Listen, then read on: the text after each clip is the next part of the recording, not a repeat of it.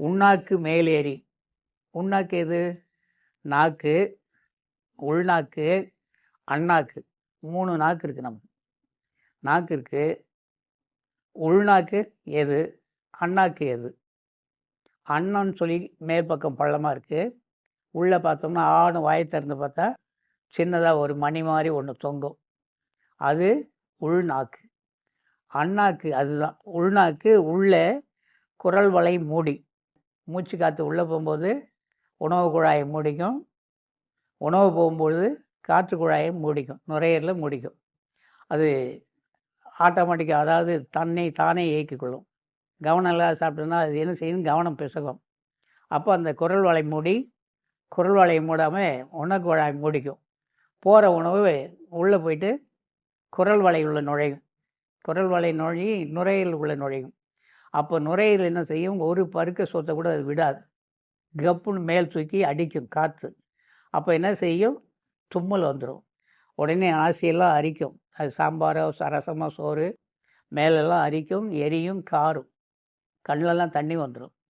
ஒரு பருக்க சோறு கூட நுரையீரலுக்குள்ளே விழக்கூடாது. அது இயற்கையாகவே பட்டுன்னு மேல் தூக்கி அனுப்பிடும். அப்போ அந்த குரல் வளை மூடி மூடாமல் இருக்கிறதுனால அது உணவு குழாய் மேலே மூடி இருக்கும். அப்பப்போ திறந்து மூடும். ஒரு கவளம் சோறு போனதும் இதை மூடிக்கும், திறந்து விடும். அப்புறம் சோறு போன பிறகு இதை மூடிக்கும், அதை திறந்துடும். இது இயற்கையாக உள்ளே நடக்குது. அது ஒரு நாக்கு. நம்ம நாக்கு 1. 2 மேலே தொங்குறது உள்நாக்கு. அந்த நாக்கு தான் மிக உயர்ந்த இடம். அந்த மேலேருந்து சின்னதாக தொங்கும். கண்ணாடி எடுத்து வாயை திறந்து ஆன்னு பார்த்தா தெரியும். உண்ணாக்கு மேலேறி. அந்த உண்ணாக்குக்கு மேலே போனால் உன் புதுமை மெத்த உண்டு. அதனுடைய புதுமை, இந்த அருட்பெருஞ்சோதியினுடைய புதுமை சாதாரணம் அல்ல. புதுமை எப்படி இருக்கும்? அற்புதம். வள்ளல் பெருமான் பார்த்துட்டு அற்புதம் அற்புதமே அருள் அற்புதம் அற்புதமே அப்படின்னு பாடுறார். அடுத்து எழுதுவார். அந்த இடம் ஆணி பொன்னம்பலம்.